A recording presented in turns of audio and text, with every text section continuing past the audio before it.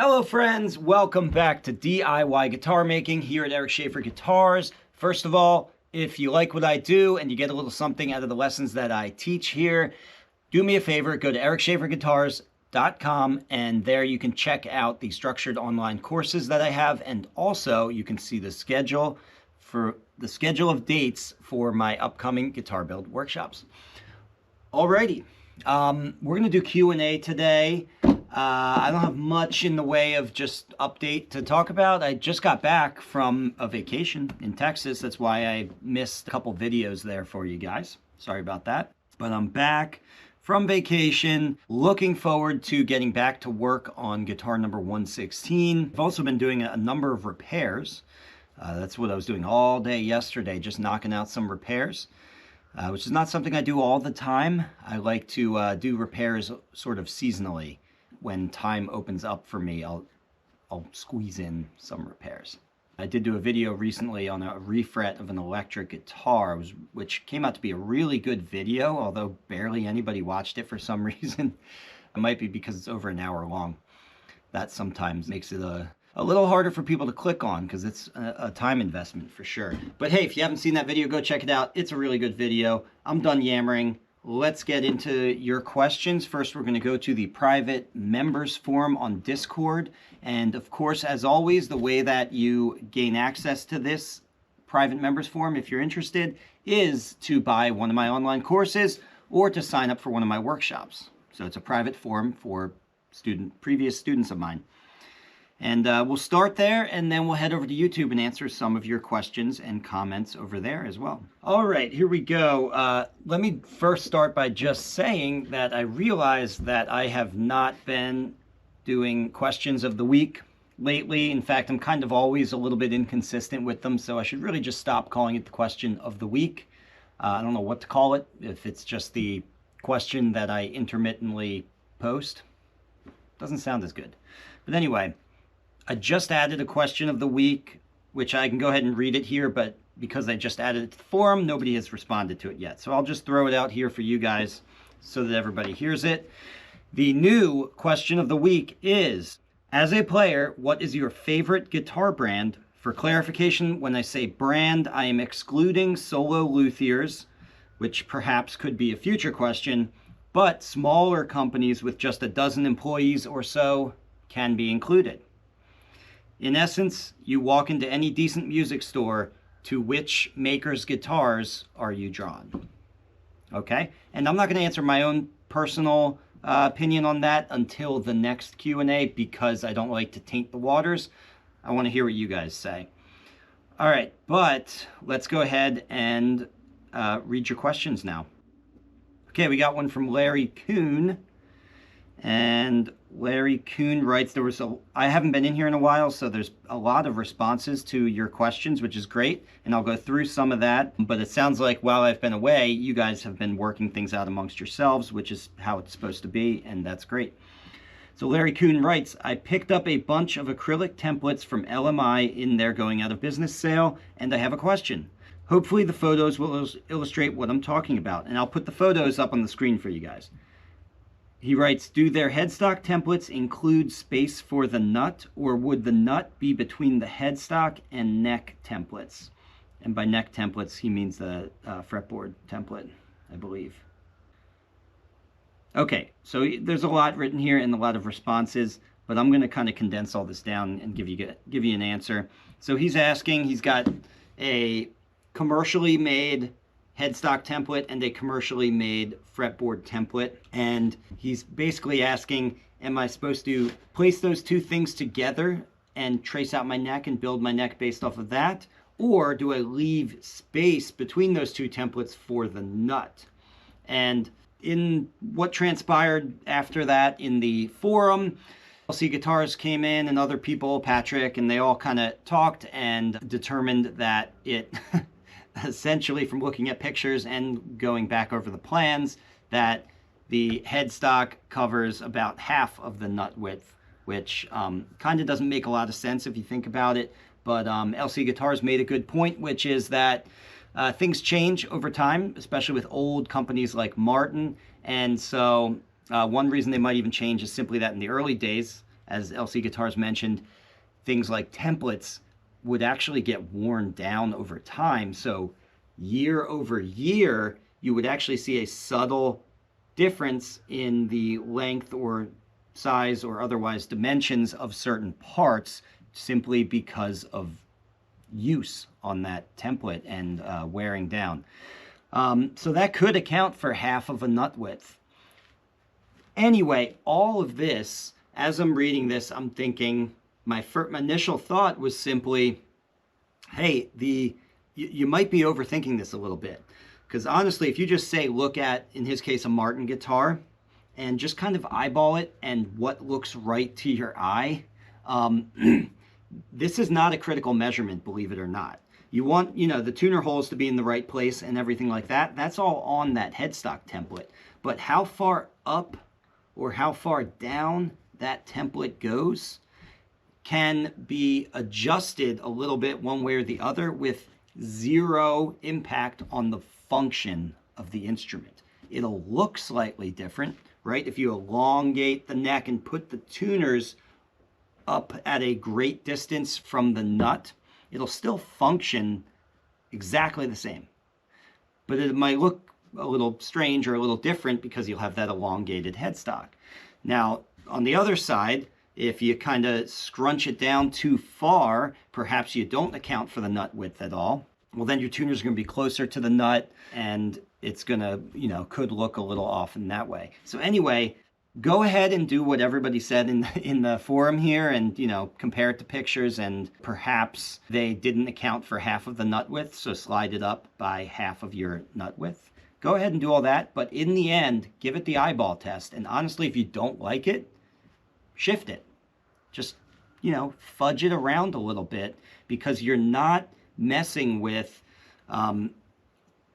everything on your fretboard template, on the fretboard side, that's sacred. You don't want to shrink or adjust that at all.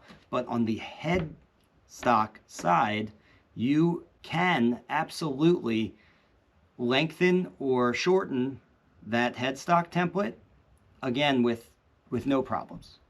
So keep that in mind.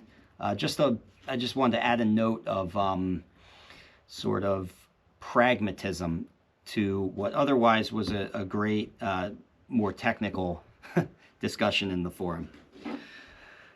Okay, let's see. I think that's enough on that. Oh, this is cool. Patrick posted a video, actually, which I'm not going to play the video, but I can, tell you guys what it is. He posted a video of a neck profiling jig, and he asks, has anyone used a neck profile jig? I'm thinking about making one, and here's a video of what I'm talking about. So I watched that video, and I had actually never, vaguely seen things like this before, but without ever kind of looking into it. And I watched this whole video, and it is pretty cool. I like the idea. I think for the right person, it would be worth building. But I'll get into that in just a moment. First, let me just briefly describe what this is, because you can't really see it. Although I'll see if I can throw a still shot from the video up on there so you can see what I'm talking about a little bit. But essentially, it's a fixture that holds your yet-to-be carved neck in place, and it's on a swivel. Let me describe it this way. So it's held in the fixture. There's a wheel on one side so you can turn that fixture and swivel it, rock it side to side. And you can, sort of set it up in that fixture at a different distance from the center to get a different radius off of that. And then essentially what you're doing is you're placing a router over top, because this whole thing is like a box. There's an acrylic shield that goes over it, which not only protects you from, all the dust and the bit and everything, but it gives a surface for the router to ride on, okay? And then essentially what you're doing is you're turning on your router, and you're going to turn that wheel and rock the neck from side to side as needed while you're pulling the router across to cut everything out. So again, if you want to look this up, I'm going to throw a picture of this, but also the link to the video, and you can check that out. And it is pretty cool. I will say from my own experience, I have no experience doing this, but I think this is a great idea for a good number of guitar builders who want to cut down on the time, because this would definitely cut down on the time. Some small issues, it's not a big deal I see with this, is this, unless I'm not understanding this correctly, this will only ever get you a perfect C shape to your neck. So if you want like a U or a D or a V neck, this isn't going to do that for you.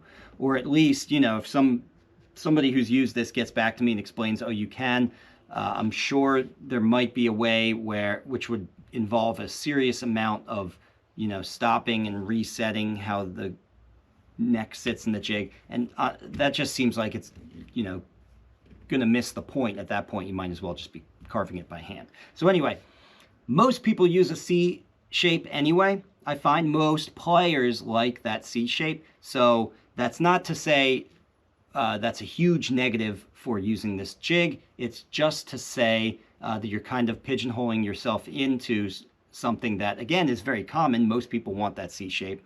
And so for a lot of builders, that would be fine if you don't want to play around with those other shapes anyway. Or you could even do this for most guitars, and then if you're doing a V-neck or something crazy, you don't use the jig. You freehand carve it. So anyway, I like what I do with the freehand carving. I'm not necessarily tempted to do this, but I think it's very cool, and I'm going to put it up there because I think if you're not aware of this, this could be a big time saver and a big help for some people. Okay, LC Guitars writes, I have never used one, referring to this jig. To me, carving the neck by hand is one of the things I look forward to. Okay, yeah, that's kind of what I'm saying too. And then he writes, today I carved a bass neck and a telly neck with nothing but a few files, Shinto rasp, and sandpaper. I have a CNC, but no desire to let it do the neck carving for me. Okay, that's cool. Yeah, and of course you can do this with CNC if you have that. So that's interesting that he has the set it and forget it tool for the job, and he still doesn't want to use it for that. All right, and Abraham57, who took my workshop in 2022 and built a guitar with me here in Burnville, Pennsylvania, has posted a video of the process. He documented the build and made a video and overlaid it with some original music that he performs on the guitar itself. So it's worth it just to hear the music, because the music is excellent. It's a dadgad song, so a song written in dadgad tuning. If you guys are familiar with that, dadgad is an alternate tuning that gives you a very kind of Celtic sound. It's really fun to play in dadgad. And he finger picks it out, and it sounds lovely. He even includes here in his post the equipment he uses to record, and I always find that interesting because I'm not very good at capturing sound, at the audio engineering side of things. So I think at one point I actually asked him personally what he was using for that sort of stuff, because I like the sound that he gets through his audio interface. Anyway, he writes, in 2022, I built an OM-style acoustic steel string guitar in Eric Schaefer's workshop. A wonderful experience. In 9 days, we put the guitar together. The process is documented here. After taking it home, I later applied a finish to it, and it is now a very playable, great-sounding instrument. The music you hear during the video was played on the guitar, recorded with a Shure SM81 condenser microphone, using a Focusrite Scarlett interface and GarageBand. Okay, that's great. Of course, I'm not going to play the video here right now because it's sort of long, and we want to keep the Q&A going. But what I am going to do is add this to the end of the video. And so if you're watching this on YouTube or on my website, I would recommend watching this. He does a very good job documenting the process. But if you're listening to this in your car while you're driving and in podcast form, that's fine too, because it'll just be a nice way to end off this Q&A. You'll get to hear a very good, nice example of one of the guitars that comes out of my workshops. And it's recorded well, and the music is written well. So there'll be a nice sort of closing credits to this video. Okay, so we'll do that. It'll be fun. But for now, we'll move on. Oh, this is good. Fretting About Fretting is the title of this one by Tony D. And yeah, it sounds like he had a pretty a miserable time here with well, let's just read it. Tony D. I have a fret saw with a 22 thousandths of an inch kerf. That's 0.56 millimeters. You know what? I'll do all this in millimeters because I think it'll be easier that way. A 0.56 millimeter kerf on his fret saw. Okay. He writes, I used Fretwire with a 0.6 millimeter tang plus barbs and had a terrible time fitting it. Getting it in the slot was ridiculously hard. The neck is bolt-on, so I am able to fret the neck off the guitar, which is an advantage, but after I had worn my arm out getting the frets in, the whole neck was curved backwards. So first let me stop there and just say one thing. That should, and I'm not picking on you here, I'm just giving you something to mull in your head for the future. Your arm being worn out, any sort of like physical pain should definitely be a sign for you to stop what you're doing.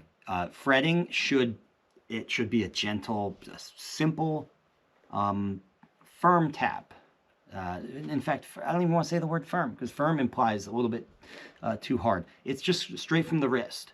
Okay, it is not tiring. I could do it literally all day. I could just fret guitars if I worked on a, I don't know, a fretting assembly line at Martin or something like that. I could hammer in frets all day. I might get mentally exhausted after a while and start missing and hitting my thumb or something, but my arm is not going to fall off. So right there, and you know, this is your first guitar, so again, I'm not picking on you. There's no way for you to know this until you go through it. But now that you know, keep that in mind. When it's right, it should be very, very easy, okay? All right, so moving on from there.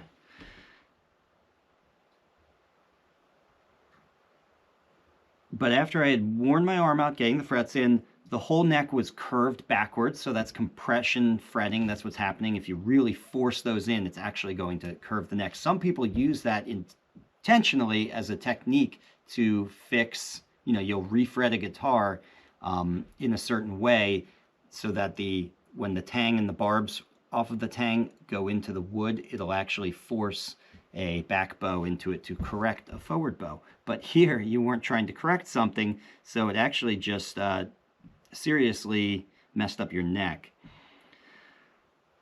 Okay, the whole neck was curved backwards, even though I had leveled the fretboard on the guitar. And the fretboard extension was so curved that it touched the truss rod nut. Wow. So the neck is now wrecked. It seems that most Fretwire has a tang of, he writes 0.7, but I think he was writing that wrong. A tang of 0.7 millimeters plus barbs. I think he means 0.6. And I reckon that means the slot must be a little larger than 0.6. Yes, that's true. If it isn't, it will curve the fretboard. So where can I get a fret saw suitable for 0.6 tang Fretwire? Ideally in the UK, but I'll settle for anywhere. Okay, so this is a little bit hard because, you know, he goes on here and Patrick interjects and there's a whole conversation going on.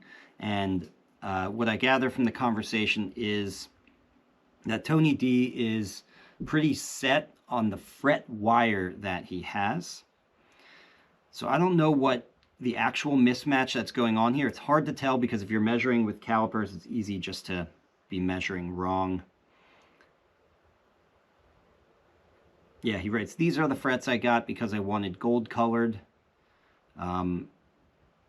Thus, this size is mainstream in the UK. There must be a saw available for this size. Yeah, so most saws are, so mine's, I have one right here. This is 23 thousandths of an inch. This is from LMI, but Stu Mac, I believe, has the same thing, just with their logo on it. And I also use a 23 thousandths of an inch table saw blade.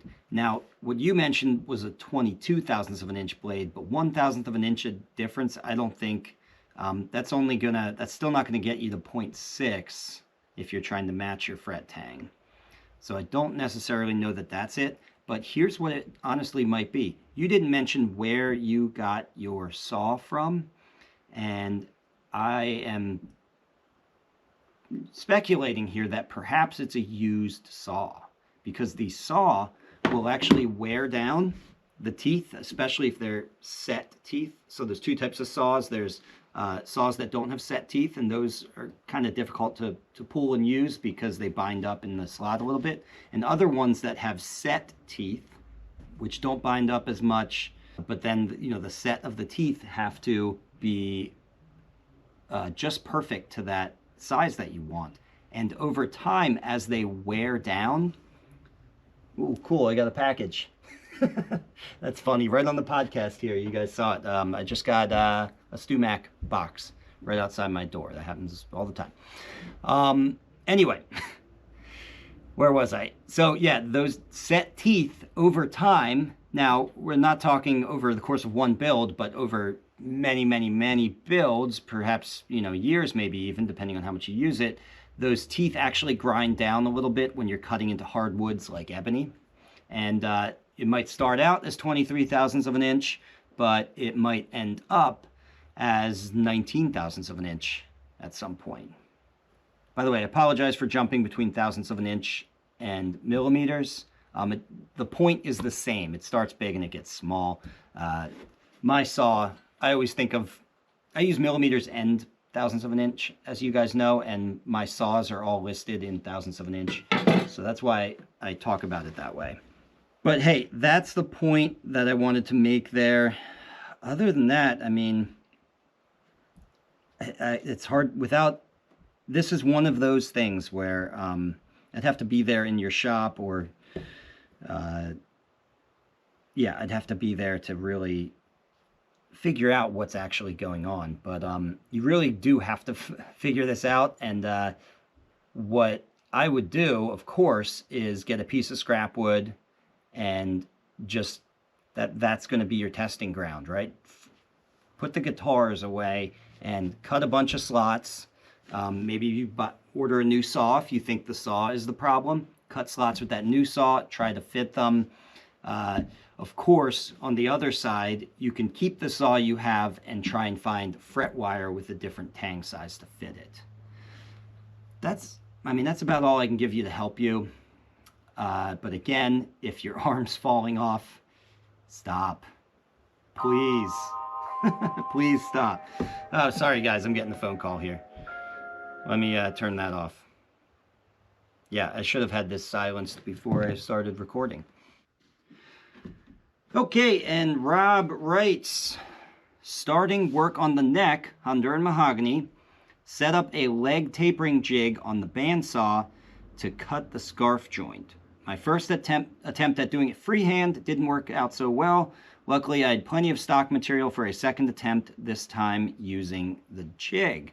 Okay, so here, I'll throw up a picture of this jig. So what he's talking about is cutting the scarf joint, that 15-degree angle or so, you know, whatever you end up using. You might do more or less than 15 degrees.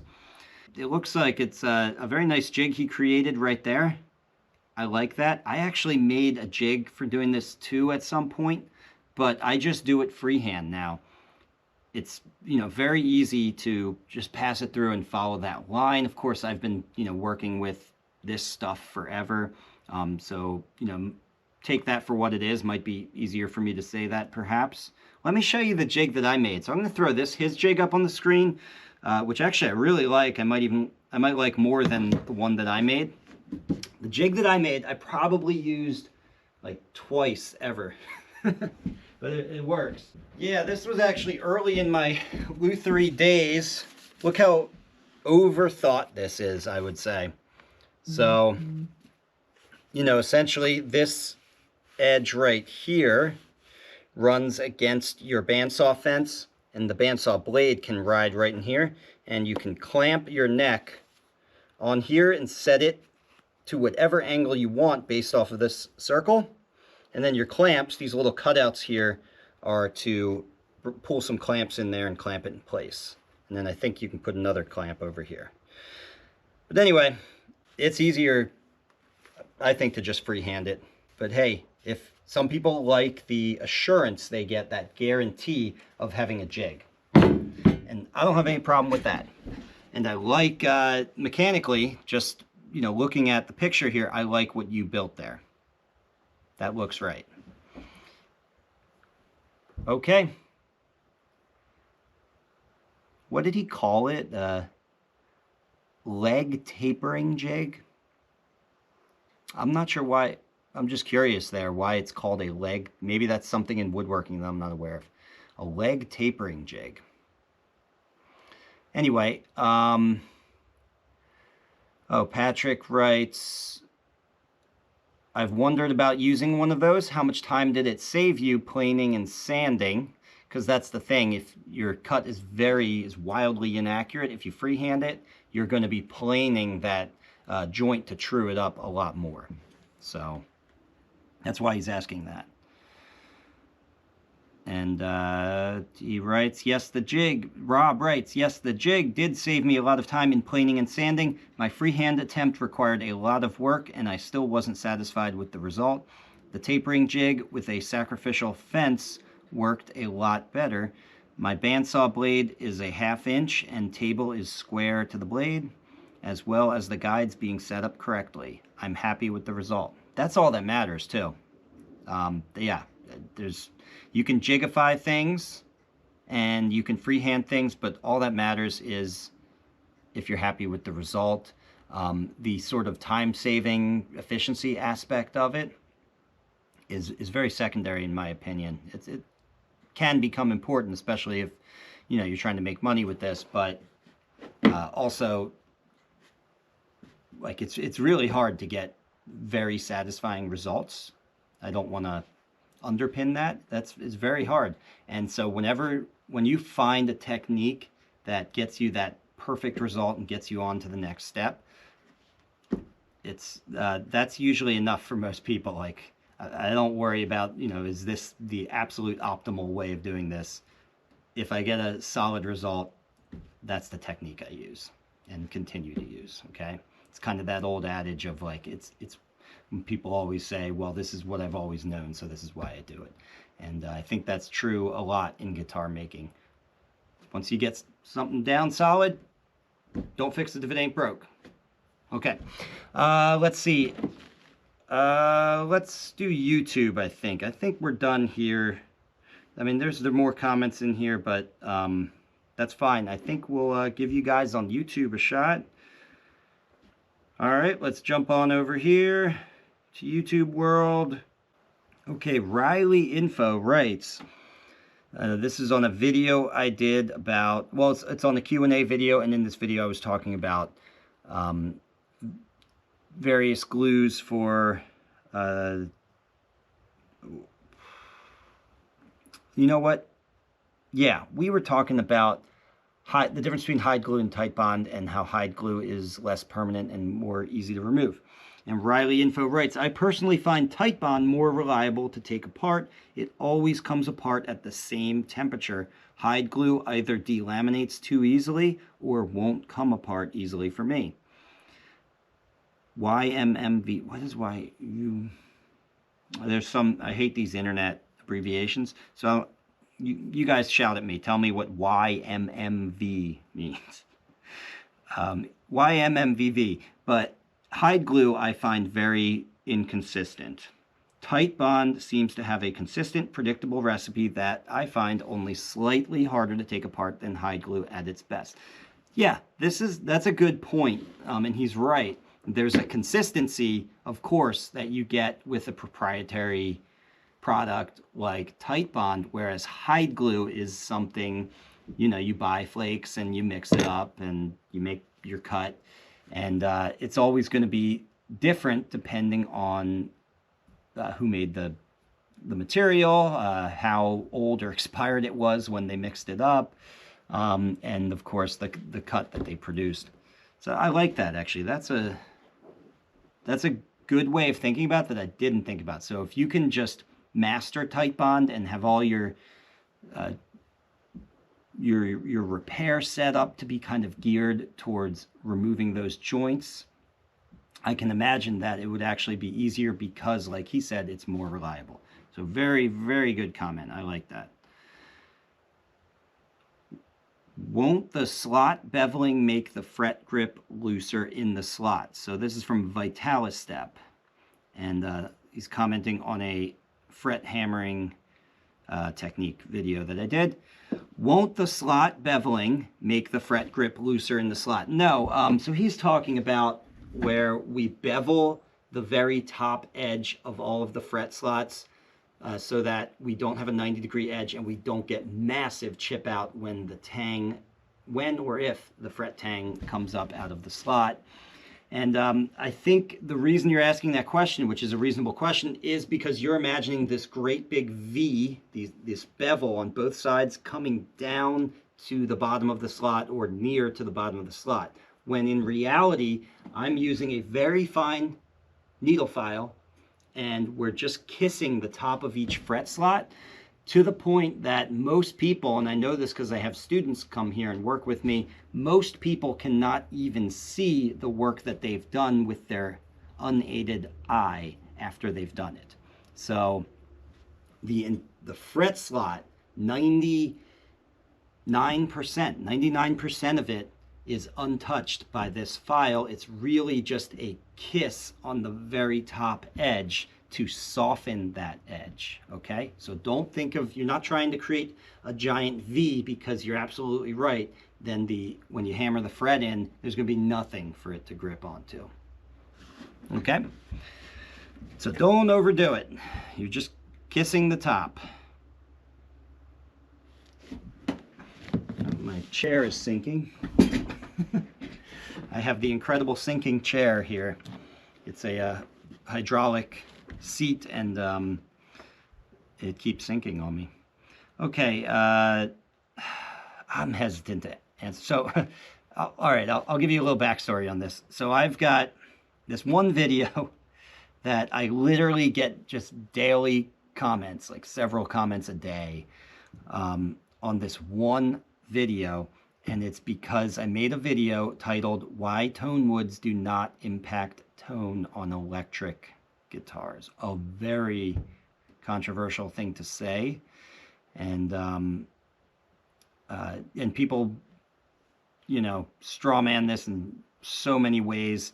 For example, the biggest thing is people take that argument to say that there's no difference between electric guitars, which is just absurd and ridiculous. Of course, they all sound different from one another, but my argument is that the selection of the Tonewood is not the meaningful difference, and you're not going to be, that's not what you're hearing when you love this one guitar and hate this other guitar. It is not the materials. Different story with acoustic guitars. Okay, so I've already half of my subscribership has just left because of what I just said there, but that's okay. Anyway, this is literally the first time that I'm ever answering a question on this, because I actually like how this guy wrote this. He writes, "I have a Stratocaster, a Les Paul, and a Melody Maker, all with a Seymour Duncan JB in the bridge, set the same way, but they sound different. Why then? It's a genuine question. The MM and LP have similar wood, but still the LP sound fuller. I have also tried a Telecaster in mahogany with a tom bridge and a set, I don't know what he's saying there. Basically a Les Paul disguised as a Tele with a pearly gate pickup. I compared it to an, okay, I don't need to read that second part. That's all fine and well. It's the first part that I'm addressing here. And he is genuinely asking a question. I've had other people ask this in the same way, but it's a rhetorical question. They're really not asking the question. They're trying to make a point. I don't think this guy's trying to make a point. And there's a number of ways to answer this, but I'll keep it brief. And quite simply, right there, I mean, you just mentioned guitars that have different scale lengths, and that is a massive, massive difference. The Stratocaster has a 25.5, and the Les Paul has, what, a 24.75, I believe. So the difference in scale length leads to a difference in tension on the strings, and if you can imagine this, the strings being held at a different tension but at reaching the same pitch, so you're still E, A, D, G, B, E all the way down across your strings, but because of the difference in length, that Short scale is going to be a little bit looser at that same pitch. And so not only are those strings going to feel looser, there's going to be a different feel to that playability, but also you're going to have a different tone from a looser string. You're essentially going to have less projection. It'll be a little less bright. Whereas with a long scale, it's going to be, you're going to have to tune that up a little tighter, a little more tension to reach E, A, D, G, B, E, your standard tuning. And therefore, those strings are going to be high tension. They're going to feel different, a little harder to bend, right? It's going to be stiffer. And then, of course, with what we're talking about here with the tone, there's going to be a brightness and a punch and a little bit more of a volume and projection to a higher tension string. That is, I cannot understate, what's the correct way to say it? I can't overstate, that's it. Sorry, I can't think today. I cannot overstate how significant of a difference that truly is. But it's funny, you know, this guy's asking a genuine question. I'm truly not picking on him. I'm not picking on anyone who asks that type of question.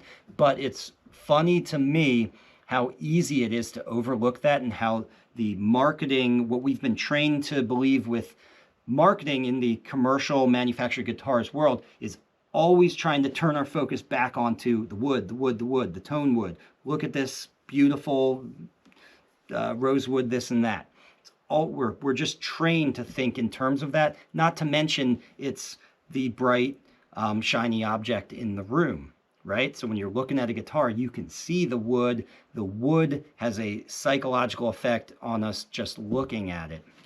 And these manufacturers know that, so they play it up a little bit more. And more importantly, if you're trying to sell a guitar and you're trying to sell a premium model and the more basic model, right? As they all do, as all companies do, and they should do. It's much easier to justify a big leap, a big jump up in price from the basic to the premium with a different wood selection and different material selection than to try and justify that by saying, oh, hey, we've added 3/4 of an inch of the same wood to the length of your neck. We've just increased the length by a little bit, but hey, now you have to spend $1,500 instead of $700. No, that seems kind of weird. Why would I pay more for a bigger scale length? It's a trivial amount of wood that you're adding to it, which is why they go the Tonewood route. That's how they get you. But anyway, I don't want to turn too many people off here. This isn't a hill I'm willing to die on, which is why I don't even address these comments really normally, because I just know how it gets. Often it's not fun to get into these sorts of discussions, because you're just like, I don't know, you're just making people upset with the purchase decisions that they've already made, right? If you've bought a very expensive rosewood guitar. And hey, you could buy a guitar with a very expensive, awesome wood, knowing that it's not making a meaningful difference, and still buy it because you love the grain pattern, the way it looks, the way it makes you feel, the fact that it's a real material instead of, say, using like Stratibond necks or something like that, you know, one of these fake bullshit materials. I'm totally fine with that. There's many reasons to, you know, buy what you want to buy and like what you like, okay? And hey, if the rosewood guitar, we're talking about electric guitars here, people. Keep that in mind. If the rosewood guitar really, that's the one that speaks to you, even tonally, then that's fine too. But there's a lot going on. There's also different angles that the string engages with the nut and the saddle based off of, you know, how the headstock angle is and how the bridge is set up. So I'm just speaking of more differences, you know, potentially between those guitars that he mentioned, which would lead to the fuller sound that he's talking about. But the first thing that jumps out at me always when people bring this up is that they're almost always, and In fact, I've never seen an example where they're not. When people bring this up, they're always mentioning guitars with very different scale lengths. And so the answer to that question immediately to me is obvious. It's the scale length, among other things. Okay, and of course, you know, he mentioned the pickups are in his case, the same. So that's sort of controlled in this experiment. That's the control. But in a different case, you know, perhaps whoever's watching this, your guitars at home where you have different pickups in there, that's a huge factor as well, which I think most people understand. The pickups are very important on electric guitars. I don't build electric guitars. I build acoustic guitars. I've been building for a long time, building solely acoustic guitars. So take that with a grain of salt. I know a lot about electric guitars just because I'm in this world and I do some repair work on them. But hey, I'm primarily an acoustic guitar builder, so I'm coming at it from that angle. Please don't crucify me and, you know, hang me from a tree based on everything I just said right now. All right, let's go ahead and end it right there on that. So now, without further ado, I'm going to play that video that I mentioned earlier on. This is Abraham57 in the forum. I won't say his real name because I don't know if everybody wants their real name said. And this is the song he wrote. And so if you're listening, you'll hear that. If you're watching the video, you will also see the build progress that he went through in my class. All right. Well, I'll see you guys in the next one. Thanks for watching. Bye for now.